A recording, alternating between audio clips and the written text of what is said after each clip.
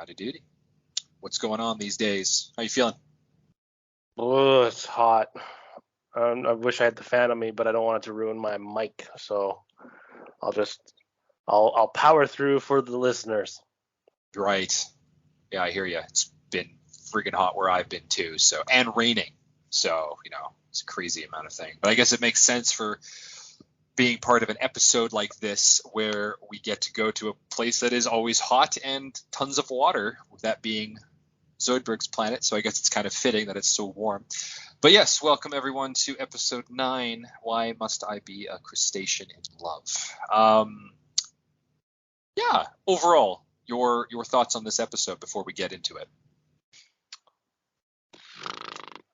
As much as I love Zoidberg and stuff like that, I just don't think this is a good Zoidberg episode. I like it, but I don't love it. Like it's definitely on the positive end of receiving. I did enjoy this, but I think it might have been ruined by me just because I can't remember who it was. It was probably my dad because we enjoyed watching this. But he said like, "Oh yeah, that's like that one episode of Spock from the original Star Trek." I'm like, "What?" He's like, "Oh yeah, Spock. He was part half human, part alien, but his alien side has this weird thing where they have to go to the planet and fornicate." Which is pretty much the thesis kind of this episode, is, right? Yeah. Which I kind of get because they don't really have Futurama doesn't have a medic on their team. They have a delivery boy, the driver, a chef, an accountant, or whatever Hermes is. What is Amy? She's a student technically. She's an intern, so I think she's supposed to just work with the professor, right? Well, then Zoidberg is their medical officer. Oh, right. Yeah. So Zoidberg's a surgeon, right? But he's so incompetent at his job that he's kind of there for comic relief at this point. But he is the office doctor. Yeah, as soon as I said it, I realized I was wrong because I'm like, no, that's not right. They're missing something. I think I was trying to say that Spock isn't the same equivalent to what Zoidberg is. Because Spock, what was Spock? Spock was the second in command? Spock was second in command. I think he was their intelligence officer. Bones would have been their medical officer, right? So, yeah, McCoy would have been their officer that way. But remember that's on a spaceship as well. This is on like solid ground. I know. The thing is, it's pulp culture. They're trying to make fun of it as well, stuff like that. So, out of all their crew, there's only 2 aliens technically on their team: Zoidberg and technically Amy. Because she's a Martian. That's right. She's Martian. That's right. So she is human, but she is a Martian. Right. She's technically born abroad. Right. She's born off planet. The one that. Oh yeah, and I guess at this point, Leela is still considered an alien too. She is. Yeah. But with hindsight, we know that that obviously Leela is actually very much. I guess she's not technically human, is she? She's also mutant, but she's a mutated human. Right. So. Yeah, this episode, I agree, is there are elements in it I do really enjoy, and there are parts that I'm just like, it's okay, just like some other previous ones that we've talked about. But with the episode, I like that it focuses a little bit more on the characters, not on the main 3. We start really getting into more. Other characters. This is one of the first ones, isn't it? That isn't about the main 3. Or the main 3. Yeah. Yeah, I think the next one they really kind of go into is more about Hermes, but that's like a little bit farther down. So I love that one. Yeah, we get into I like that one too. So we get right into here the cold open. I guess there is no cold open. Sorry, it goes right into the intro. What does it say? From the network that brought you The Simpsons, which of course, if anybody didn't true know, in real life. Matt Groening created both these series. So there you go, a little side thing for it. Goes right into it. I guess we open up with Fry and Bender. I think they're sitting on the couch. They're being lazy slobs as they always are, watching TV. That show that they're watching, I think, is just a commercial at the time, just like the the robot machine wanted to get into their bottoms, I guess, something like this. The plumber, right. Plumber thing, and like I'll get you infected. I don't know, something to do with that old timey kind of commercial at the time of the show was being aired, I think is kind of what they were parodying. But in any case, the 2 of them are both shown to be lazy slobs. They're drinking, they're eating crap, all this kind of stuff. So Leela and Amy happen to be going to the gym that day, and they see them there, make fun of them, and I somehow convince them to come to the gym with them, right? But on the side is also shown to be Zoidberg, who is like kind of interested in wanting to do this. He seems very, very, what word is this? Energetic, would you say? I mean, he says frisky, but It was very, frisky he's as a very clam. energetic. Yeah, frisky as a clam on Tuesday or something. He does his little claw thing. So they decide to go to this gym. I want to talk a little bit about this gym, actually, because it's not really that futuristic based off of anything. Like, it has, I think, some of the least inspired elements of what Futurama has done in the past when it comes to certain technology that we have in the present. Do you know what I mean? You meant for the workout equipment. Okay, sorry. Yes. Oh, yeah. Sorry. Not like the aliens and everything. Like, that's all there. But like the workout equipment look. There are some machines which I did write down that are definitely futuristic, but Yeah, like what was it called? The Kegelizer, right? Yeah. So I'm gonna just admit this. When I was a kid, especially, I had no idea what this was, and I never really paid attention to it until I watched the episode again. Do you know what this is? Do you know what this is referring to? I had to look it up. Something to do with clenching of oneself. That is correct. So that's why you don't see anything past the woman's like chin, essentially, or her neck. Her butt. Okay, okay, that makes more sense now. For some, like, yeah. I understand that what it is, but I always thought it was something to do with telekinesis, but they just spelled it wrong. So.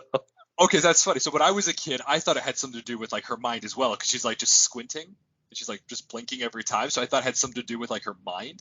And now that I've actually read it and I've looked into it, I'm like, oh, that's what that joke was. Oh, that's funny. The innocence of youth. Exactly. So that was kind of a nice little thing to rewatch.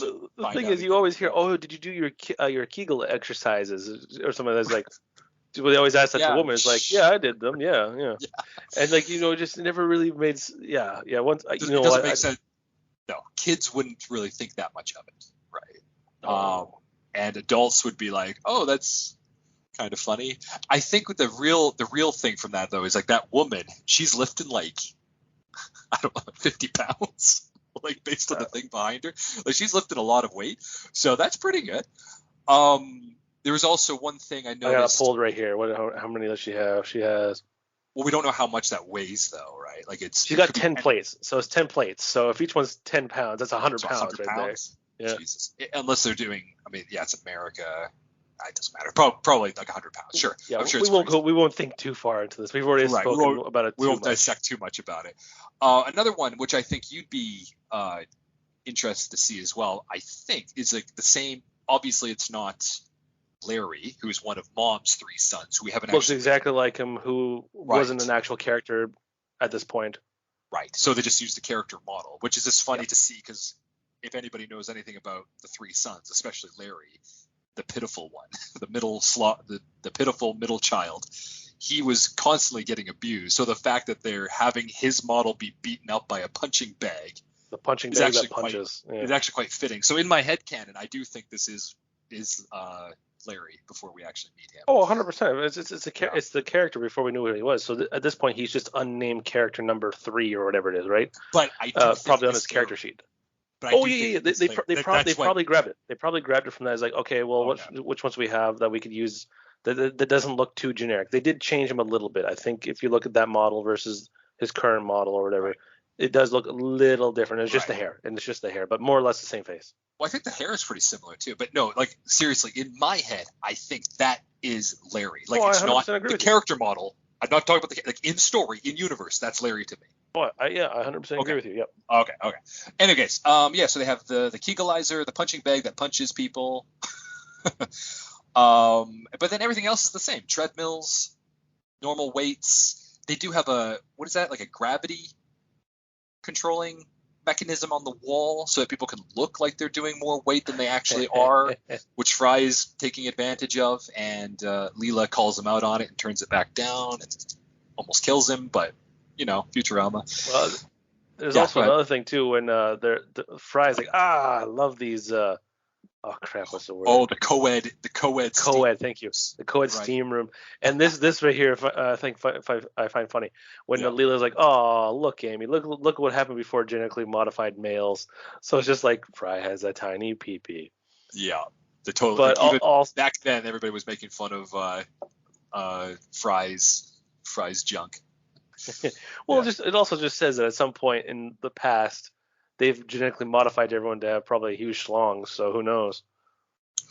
Well, I feel like that would be like, I mean, science in general, right? The rule that everybody would always say is like, if we make these inventions, the first thing that primarily mostly men, I suppose, the first thing they think of is like, oh, can I do anything with it? And by anything, they Screw mean it. like the main thing. Yeah. So Can I boink it?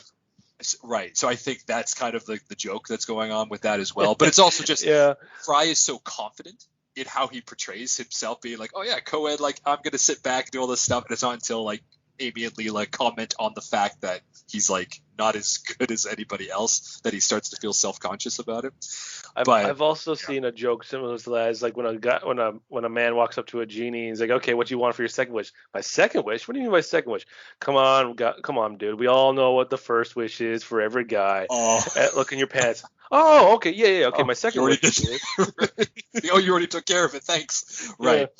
Yeah, that's basically the joke of all men, right? So, now with Fry then going to try and impress people or whatever by doing this, and Leela calls him out. Who takes over but Zoidberg? And it shows that Zoidberg, throughout the whole time they've been at the gym, he's been quite active. He's been like, he wants to play basketball, which you know what, I will say, I do like that animation of that snail creature guy that we never see again.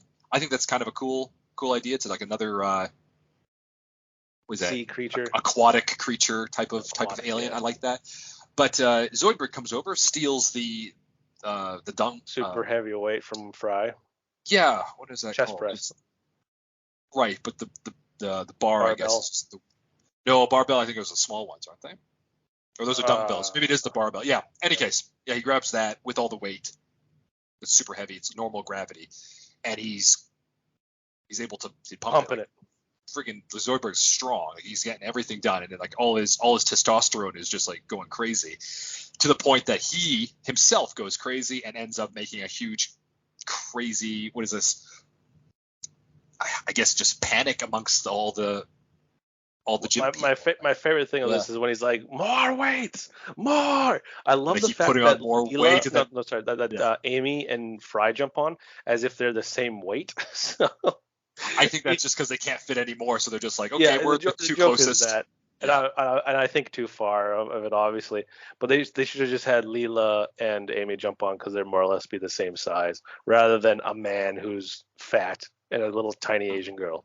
Sure. Well, I think Fry's also supposed to be like really skinny, but yeah, Amy's supposed to be quite slim and fit and like very attractive, right? So. Oh yeah. But they draw him with a belly, but I think they actually do make him. He's supposed to be thin, because Leela later on in one of the more recent episodes, like with the time loop, actually the season finale of the last season. Where he keeps falling to his death and resets every 10 seconds. She made a comment of, he does have a lot of blood for a skinny guy. Yeah. So you know what? He's supposed to be like I don't think he's supposed to be fat. I think he's supposed to just be. They draw him with a belly, and it's just the style. It's just the style of how he draws. He's an unfit. He's an unfit skinny guy, right? He has a bit of a belly, but he has no like excess fat anywhere else. Like he's just a skinny fat guy essentially. Right? But that's all Fry's ever been, especially in his 20s. But yeah, with Zoidberg going crazy, freaking out, they still have like the aerobics for the pregnant mothers in the water, and he freaks them all out. They all like give premature birth. I mean, like all the clever jokes of that. Like that's been done 100 times in other things, but it's all. Oh my God, is there a doctor in the house? I'm a doctor. And then they all have pregnancies. Four pregnancies. So. I'm sorry, but I will say this. My favorite joke that he did was when he went and scared all the people in the exercise bikes, and they just started pedaling faster, but they don't move anywhere. They don't go anywhere. Yeah, I like that joke. That joke's funny. Yeah, that's a pretty good joke. And he doesn't actually hurt anybody. You notice, like he's actually just kind of like he's just kind of rage out. Scary. Yeah, but he's just like he's just yelling at them, but he's standing still, and they're just pedaling really quickly. So he doesn't want to hurt anybody. Obviously, he's just going a little insane in his. Well, we'll find out. He's just swelling with testosterone jelly, which I love. The fact that he made it a jelly for his species. Nice male jelly. And then the next scene is that they're back at Planet Express, and they put elastic bands around his claws. I was just about to say put on the lobsters and the crabs, right? That's how you get them to not be lethal or dangerous to anybody. Just put elastic bands on their claws and they can't do anything. And Zoidberg is no different. It's one of those crazy things in real life, right? Like they're so, like lobsters and crabs and stuff, they've been so through evolution and stuff that they can pinch really hard. And same with the crocodile and alligator's jaws, that they were made to bite things, but they can't open them very easily, which is why you can hold an alligator, well, maybe not an alligator, but crocodile. Don't do this. You can hold a crocodile's mouth closed with very little effort, and it can't open up. It's the biting force that's really strong, but not the opening force. Same with the claws. Sure. And then I think even birds have it too. Like their talons are like, they can squeeze, but it's hard for them to pull back or something. Yeah. So you can like not clip them, but like tape them shut or something, and they can't do anything with their claws. But for Zoidberg, unfortunately, his claws and everything, the rubber bands just look so silly because he's just like, you think he'd be smart enough to like figure out a way, but he just can't. So anyway, Professor comes in and they're wondering why Zoidberg's freaking out this way, and of course it's because on Zoidberg's planet he's supposed to be mating, and we'll get into the science. Yeah, we'll get into the science of this in a little bit as well, because I'm actually curious about how this works. But in any case, Zoidberg does this, and then it turns out it's Amy that's the one that deals with his. She's the professor's assistant. She's the one that's dealing with the elastics, and she Amy, come on, good pal, can't you take these off? Fool me once, shame on. Shame on you. Fool me 8 or more times. Like all her clothes are clawed up, and their hair is all mess. Because Amy, although very smart, is not actually very smart in some way. She's a ditz. Yeah. So as they find this out, I think it's just the 4, right? So the main 3 plus Zoidberg go to Zoidberg's home planet. Decapod 10. So I guess the 10th planet in the Decapod system area, whatever that means. What's our solar system called? It's just called the solar system. I know our galaxy is the Milky Way. Ours is the Sol system. SOL. Sol. Yeah. So if that was the case, to simplify everything, like, because again, there's an Omicron. We'd be the third. We'd be Sol 3 essentially. Sol 3. Okay. So his is Decapod 10. So that's essentially what it is. I believe so. But his planet is very much what you would expect from like a very planet-wide beach, I suppose, like sandcastles, crab cars, like they have their little legs and they can pull over to the side and such. Yeah, what a weird thing that would be to have like an actual car that moves like a crab, because you'd be moving sideways, right? So you'd have to drive very differently. Like, would you still be facing forward but moving sideways? I think so. Well, I think they've kind of invented stuff like this before, haven't they? Where they've had like the wheels will turn directions and then they can like parallel park a lot easier or something. It's just sideways. I don't think that's real. I think that's a movie. Was that just a movie? Well, I mean, I know it was a movie. I mean, like, I wonder if they were trying to work that out and it just doesn't work in real concept. I don't know, but I've seen something like this before. But these aren't even wheels; like they're just their claw leg or crab legs. Crab claw. Right? They're just kind of like walking around. So, which later in the series as well, we see Zoidberg's people come onto Earth, and like their machinery that they have is also kind of crab-like. So it's kind of an interesting invention. Cold-blooded. It's cold-blooded technology, right? Which I find hilarious. There's no heat to it, so it's cool that they follow through with a lot of the inventions that they make for the Decapodians or the Crustaceans. I think they're called Crustaceans. So Zoidberg explains that the Crustaceans as a people do not have love or any kind of like relationship when it comes to like romance or any of these kinds of things in their lifestyle. So they mate, they pass off their genetic material, and that seems to be the end of it. There's no really follow through. So Fry thinks this is pretty good because, 20-year-old doesn't want any committed relationships, whatever. Leela thinks it's disgusting. Bender hates everything. He doesn't actually do much in this episode now that I think about it, Bender. Yeah, he doesn't steal or scheme. Yeah, he's kind of, he does take bets later on for the fight. Oh, right. Yeah, so there we go. Yeah, he doesn't do much till that point. Yeah. Much. Yeah, he makes a few jokes here and there, but nothing crazy. So in any case, they go to the place where apparently this is where it happens a lot, is the beach. And how would you describe their mating ritual, Mitchell? Like what is, or their not their mating ritual, I suppose, but the attraction? What's their attraction ritual supposed Yeah, to be? I would say it's more bird-like, where the male kind of tries to be as sparkly as possible, and like Just just like, like, hey, look at yeah, me, look at me, look at me, look at me. right. So it's more, yeah. Just I think Yeah, I answered he your even question. does something with his arms too. He kind of like makes it look like wings, like "Rah!" Right? Like it's kind of a weird little.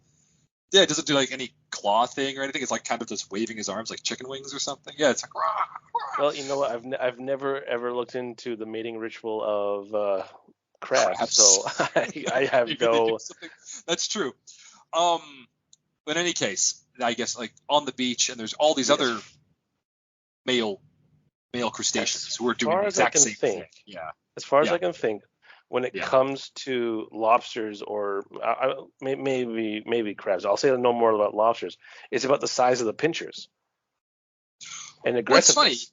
right? It's funny because Zoidberg does bring this up, right? He's like, "Oh yeah, their claws were all bigger than mine," and stuff like this, right? So I feel like that's still part of it, but I think it's just like all in all. But I think Yeah. the key thing to the crustacean mating ritual as a whole is that it's exactly the opposite to what everything is with humans. Everything. So they have to smell really It's all about bad. money with men.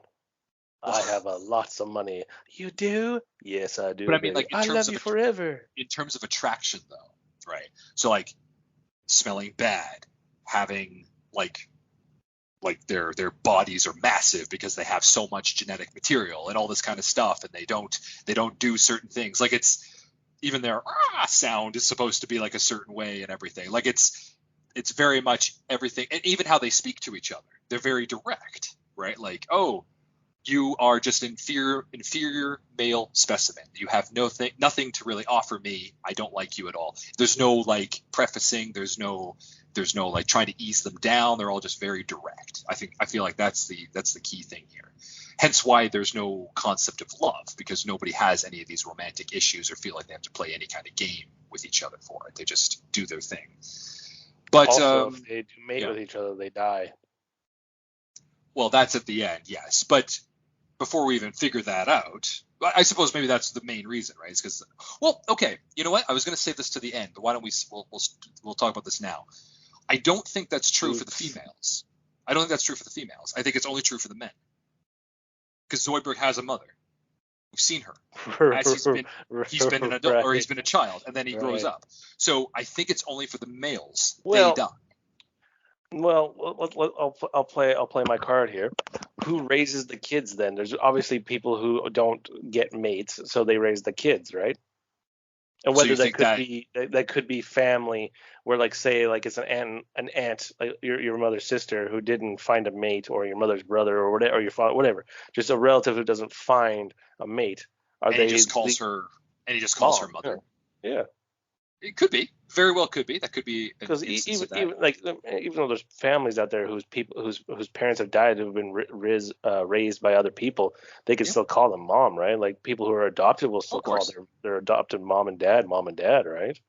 Of course. It could be I one of those. think They don't explain it. Is what no, you're saying? They don't they explain don't it. explain it. However, I did, because I was curious about this, because of course, like we know the future of like how these episodes play out and what other characters are shown up in the series. I Yes, did take a closer look at like the end of the feeding fest with the seagulls, and I did notice that there actually doesn't seem to be any female eyelashes. looking. Well, there's just no female looking appendages or clothing or anything that are all there. All seem to be like quite large claws, and I think maybe like the larger torso of the king. But it also doesn't explain like why do we never see Edna or any of these creatures I think we anymore. actually see Edna in like the crowd or some of that in the last movie, because Oh, okay, they have well, everyone there. But they that's, have I all don't those know if we people, right? include that Yeah. as canon or So, not. any case, that was a side thing I was going to bring up later in the cast. But any case, yes, we find this out later, but they don't really know this. But uh, Zoidberg's depressed because nobody likes him. He's left alone. Even this Edna girl doesn't like him because she's apparently the hottest Maybe of the hottest. Everybody's maybe been the reason why I don't like rejected. this one as much is because it Yeah. it simulates my life so much like Zoidberg. No one wants to Well, be with poor you and Mitchell. you and every other teenage boy, right? It's just like, oh, that hot girl from high school that didn't like us. Like, but I don't think I've had that issue yet, so that's sad to know. well, get ready for it because it's not pretty. It's not fun. But poor Zoidberg, even in an adult life, even as a doctor, as an off-worlder, all these kinds of things, he can't seem to find anybody to like him for him, right? At least not for this season.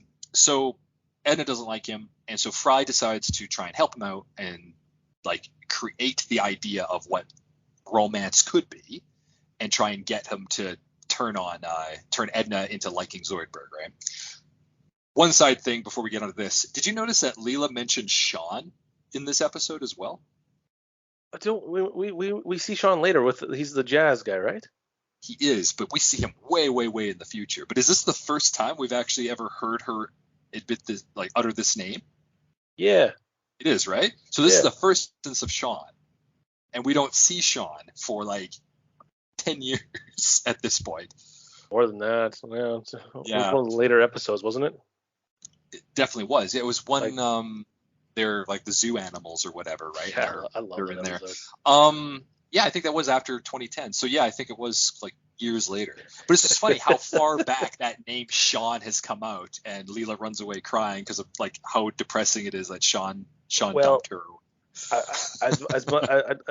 Well, I think one of the reasons why you and I love the show so much, especially you, because this is more of a you thing, is the continuity errors. The continuity and stuff with this show is very, very smart. And a lot of current day writers who are mostly around our age and younger are idiots when it comes to that stuff. They don't acknowledge the previous stuff, especially with most shows or movies being reboots or sequels from something that's from 30 years ago, which the writers, the idiots, don't watch, and they're like, I know better than those people who created things. They don't have any love for the continuity aspect. They have no faith or respect for it. Yeah, they don't. Basically, it's no respect for it. Yeah. And well, and that is something that you're right. That is more of a me thing. I think it does bother you as well, but maybe not to the same extent. But I notice if it's something minuscule, it won't bother me. But if it's something like, hey, why is Fry's jacket like green now, and they'd never even mention it. Like that's an art error, but like they even say like they changed the name of Conrad Hermes or whatever, right? They change his name, or it's a different voice actor, for instance, which we won't discuss this time. But currently there are three current new episodes for the new season in 2023 out, and they've changed a voice actor, which Anthony and I disagree with. Absolutely. So stuff like that bothers me. Because it was such an iconic. Well, he was that. Yeah, not part of this episode, obviously, but he was that character for so many years that it seems weird that you would change it now. But due to modern times and modern issues of, I wouldn't even call them issues, just modern sensitivities, we'll say, about how things are done. There's a lot of issues. If that's the case too, for something like that, why is Zoidberg still voiced by a guy who isn't Jewish? Right, because Zoidberg's not so well. Speaking of Zoidberg, I suppose Zoidberg he himself is not Jewish, right? Because he's not human, but he has that voice. I don't know. Yiddish accent, yeah. It's hard to. That's the thing with a lot of these people. There's no way of understanding this, but we're getting off topic with it. But you're right. I do prefer to have the continuity make sense. You're right. I wouldn't care so much if they had something like, Fry's jacket is green. This episode they don't talk about it. That does bother me, but at the same time I'd be like, oh yeah, it's probably an art issue. It's probably not a big deal. Yeah. But when you have something like, wait a minute, why does if they've claimed that from an actual full-on episode, like this was the main point of the episode by the end, crustaceans die when they mate. Why is Zoidberg shown having a mother? But then if that mother is indeed not his real mom, why did that particular crustacean not mate? What keeps them from doing this? So there's all these questions. It's not a big deal. It's just stuff that I think about, and that's just that is a me. So, sorry, I did also want to mention as well before we get into it was Klopach. Am I pronouncing that right? Klopach. Yeah, like the in the back, which is of course a crustacean fight to the death, which will come into play in a little bit, and this is where Bender is going to be doing his little gambling aspect. Any case. I guess we'll move on here. So Edna's actually quite taken by Zoidberg's, quote unquote, Zoidberg, not actually Zoidberg, Fry's words. she starts kind of falling for him because she likes this idea of being more Pursued and listened to. Listened to. I think just everything kind of, that a woman wants when they're looking well, for someone. Tell you the truth, I think the word is respected, which is ironic because it's like they're just doing it just to get with her, but it's like she likes the idea of like people care enough about her to ask her how she was. So it's kind of a funny thing. Well, this morning I woke up and had a bit of toast. Yeah. Oh, you look fried. Now sick. she won't stop talking. What did you do? This is normal. Normal, right? Just nod and say like it's all a play. It's a game, right? So Fry knows that, even though though. Oh, I get it, and even though, and it's funny because this is the joke. All men do this, or most men, I should say, do this. But then, of course, Fry can't, even though he knows how to play the game, he can't get with any girl he wants. Like, that's just not a thing for Fry. But I think that's also because he's a slob. But in any case, they go out for dinner. They go out for dinner. Leela reveals that it's actually Fry. Edna somehow gets Fry to her apartment with the undertone of trying to help with Zoidberg, but it turns out to be a ruse. Zoidberg comes in, freaks out. Fry freaks out. Caviar's on your mouth, which is just a weird, because that's fish eggs. Yeah, I think he said that. He does. Caviar's on your neck. Like, it's a very, because she's been slobbering all over Fry, right? Like, she's trying to kiss him. So Fry doesn't want her. Zoidberg's sorry. super jealous.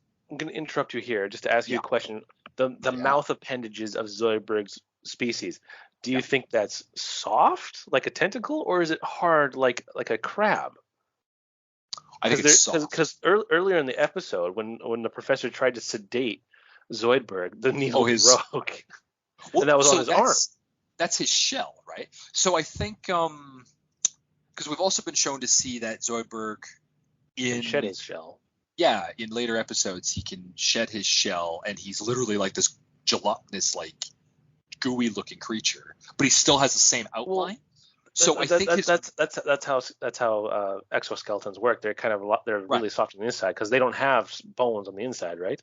Right. Unlike us. So I think that he is. I think his tentacle, on the top, what we can see with his shell on, I think is hard, but it must be. I mean, this is going way too into it, but I think it's soft enough. I know, just because I've seen people try and do sort of realistic. I've seen realistic drawings of it, and most of the time it's drawn like a crab leg, where there's segments, like fingers, for instance, where there's sections. Right. So yeah. So that would be his shell part. Yeah. I think that so I think it covers the top, but underneath it's gooey. No, I 100% would say that it's all hard shell, which just makes it weird when you think about it. Well, but the thing is, it's because it's a cartoon. It's multiple purposes, right? Where it's very tentacly, because when she's making out or forcibly making out with it, they extend, right? Like tentacles can. They can stretch.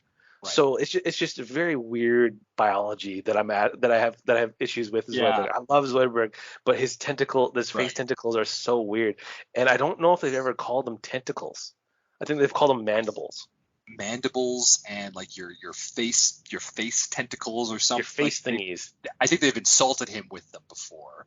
Well, so on that note, with the whole thing, because so remember then the crustaceans also all wear clothing on top of their shells, right? And Edna is shown to be so she was wearing other clothes beforehand, but then she clearly shows to have a very cleavage. Right, she has a pretty good figure. Saying that from a guy who talks about talking about a lobster monster creature. She has a pretty good figure, but she's wearing really scantily clothing as well when Fry shows up. So fishnet stockings. What does that say? Corset. Yeah, exactly. So I don't know, man. That's fishnet stockings on an aquatic creature is just kind of funny in a way when you think about it as well. It's super funny. So I think that I don't know, man. I think it depends on the day that they need Zoidberg to do something with his mandibles or whatever. I think they're supposed to be soft when they're supposed to be affectionate, and then they go hard when they're supposed to be in danger. I don't know. There's also the thing with we didn't even really mention, but the little fin on his head when he gets aroused or when he gets angry, a little whatever that's the sail fin, the sail, his whole species, or at least the males have that. So is that part of his shell, or is there like a little slit in his shell where it pops up that we just don't see because it's an animated cartoon? I don't know. Yeah, that's one of the reasons why I think that this show would never be made into a live action. Even though Well, there's been a couple short films and stuff like that which people do, which I would say have been like, good for you guys. It's very imaginative and stuff like that. but it's very difficult to get it correct, right? Especially with how they do. It's a cartoon. It has to be done this way. But I'm gonna say they're a weird tentacly exoskeleton thing, because that's the only way I can think it makes sense. But like, if that's the case, it'd still be firm, which is weird. And when you think about it, it'd be like in that situation, clay. I don't know. Right, and in that situation where she's slobbering all over Fry's face, that's probably very uncomfortable for him. For multiple reasons, yes. Right. So, okay, yeah, he's definitely, he doesn't seem like he's very into it. So there you go. So anyway, Zoidberg catches them. Everybody's like not on the same page. Zoidberg, what is he?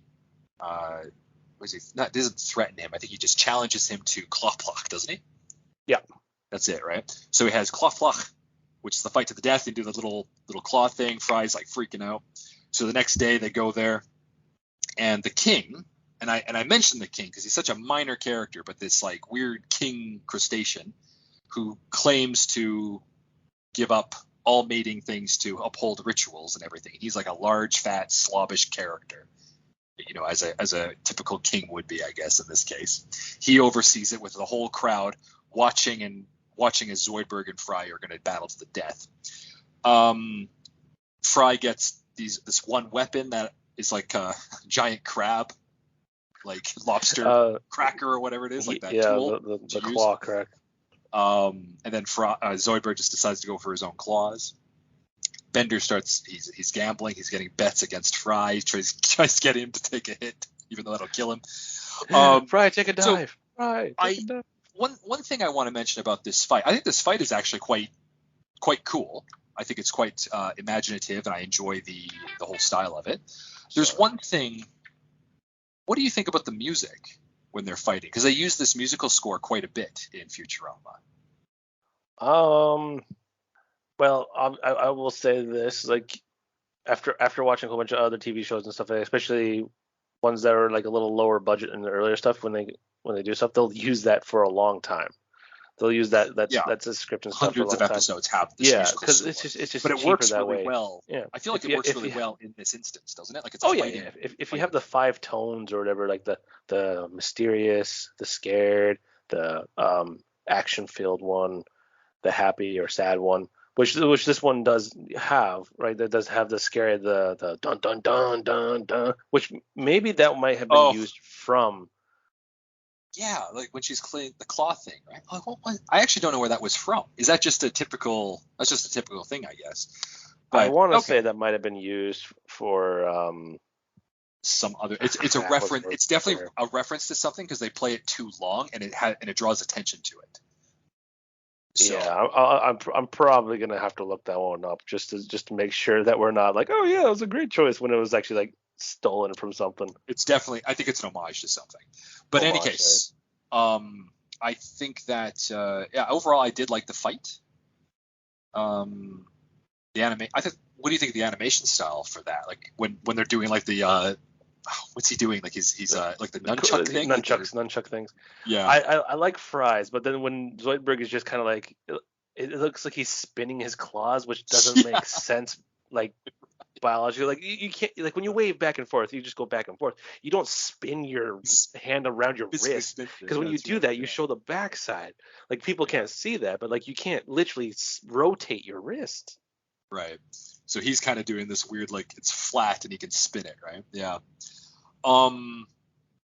Yeah, I guess, and then it all ends when Fry actually has an interesting line that I think is kind of. What do you think about this situation? So Fry stops everybody.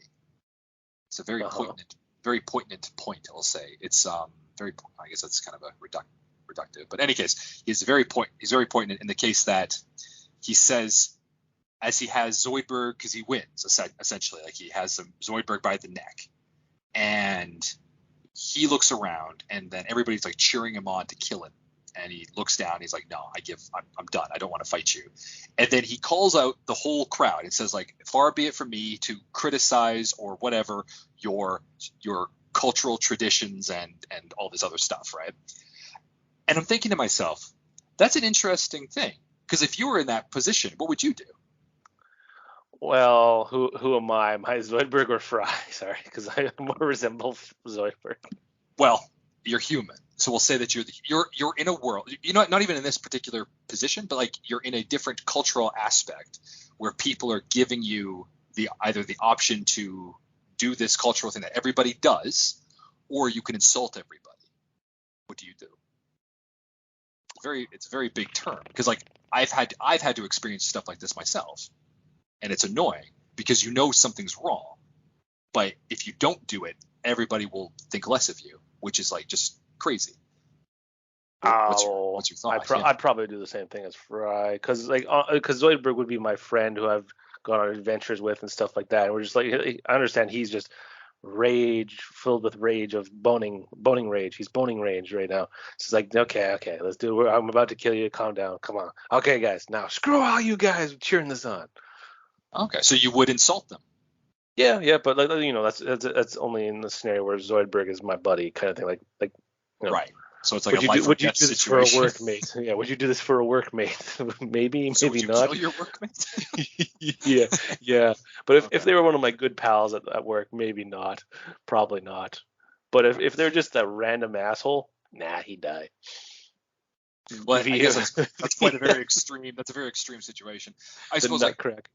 Well, where I am in my own situation with it would be like, you've been in times where you've gone to, say, like restaurants maybe, and the food that they eat might be considered like not very good where you come from, but it's not necessarily about the way it's cooked. It's about like what the food is. So for example, dolphin meat, dog. Actually, I was going to say dog. So you could have it where people offer you dog, and then you're like, whoa, why are you eating dog? Like that's a horrible thing, because we know dogs to be like the nice, happy, friendly, man's best friend type of thing. But in some cultures, people eat dog all the time. So it's, well, maybe not as much anymore, but they used to eat it all the time. There's actually a very big festival for it in some places. So what do you do? Do you insult the entire culture, or do you just ignore it? So I think that's an interesting little thing that Fry does here. And I thought that was a good right. He does say. I think if I was accidentally in that situation that Fry was in, I would have diffused it beforehand rather than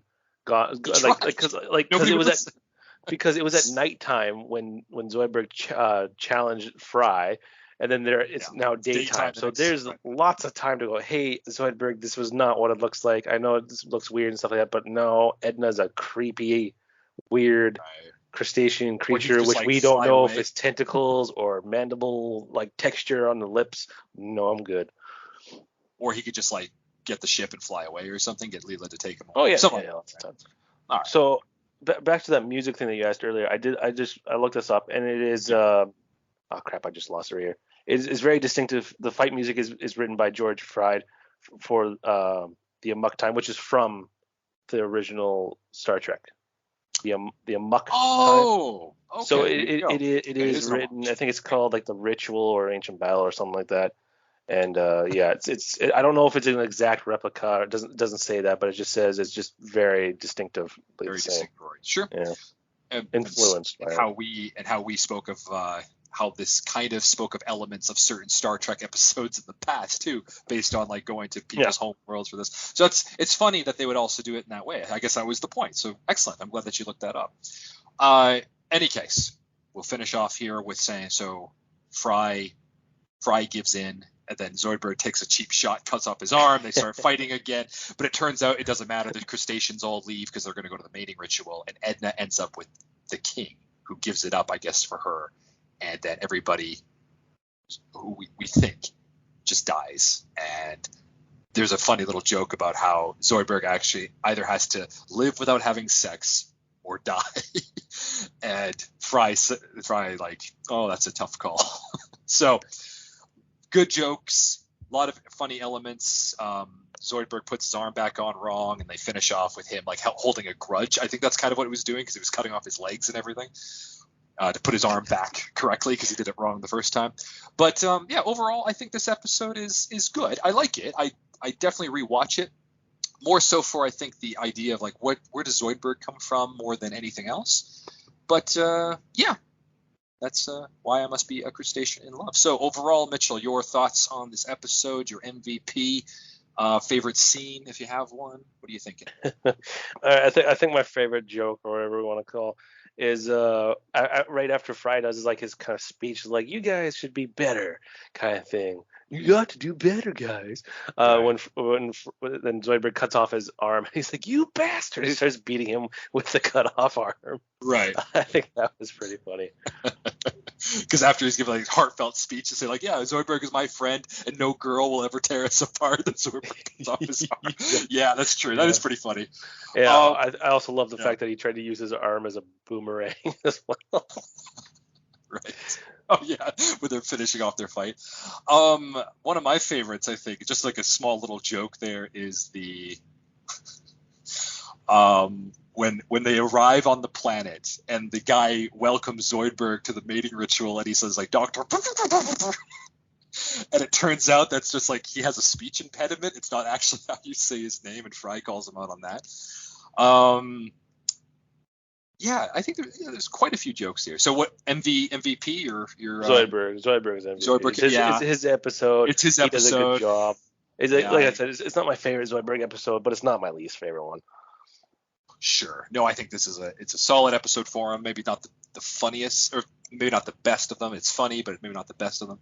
But it is quite good there. It was a solid, good first one, that's for sure. Yeah. Great. Well then, that is why I must your be MVP? Station in Love. My MVP is also Zoidberg. I agreed with you. Yeah. Zoidberg is absolutely up there. Like I was trying to think if there was any like background character that kind of showed up throughout the episode that was just kind of funny, but Leela's not very funny. Bender's kind of like random. Fry is the only other major character in it, and he has some good lines, but they're not laugh out loud funny as much as I think Zoidberg's are. So yeah, I'd say Zoidberg is probably my the Professor has a couple of funny lines as well, but very, very minor. So yeah, Zoidberg as well. First, I think this is one of the first times you and I have agreed on an MVP. Really? In the past few episodes. Yeah. I thought you had. Don't you have a sheet that says otherwise? Like what we like our favorite characters? Well, I do, but I mean, like throughout all of our episodes, I always make a note of who it is that we always have for our MVPs, and most of the time they're different. So we enjoy, yeah. So yeah, I guess that finishes off why I must be a crustacean in love, and then of course next time. So this is actually the next character we kind of focus on is with Amy, but that's was it here? Put your head on my shoulders. So that would be for episode 10 and next episode. So thanks again, Mitchell, for joining me. Have a great rest of your day. I'll talk to you next time.